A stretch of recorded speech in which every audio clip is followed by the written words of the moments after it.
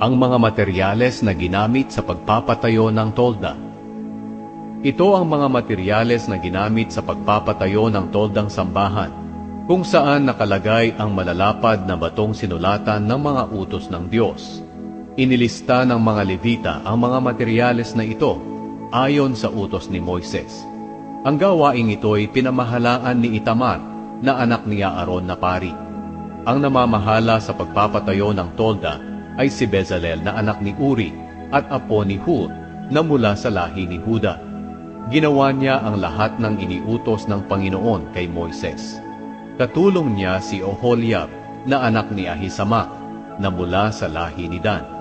Magaling siyang magtrabaho, magdisenyo at magburda ng pinong telang linen at ng lanang kulay asul, ube at pula. Ang kabuuang timbang ng gintong inihandog para gamitin sa paggawa ng tolda ay 1,000 kilo ayon sa timbangang ginagamit ng mga pari.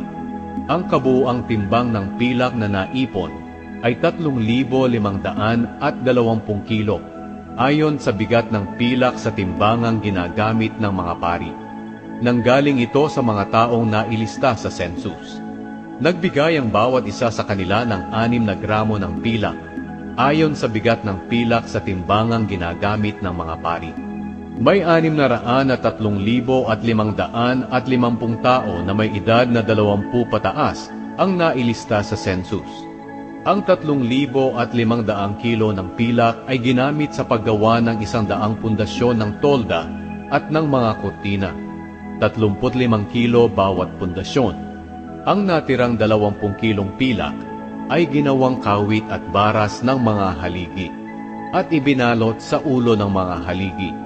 Ang bigat ng tansong inihandog sa Panginoon ay mga 2,500 kilo. Ginamit ito sa paggawa ng mga pundasyon ng mga haligi sa pintuan ng toldang tipanan.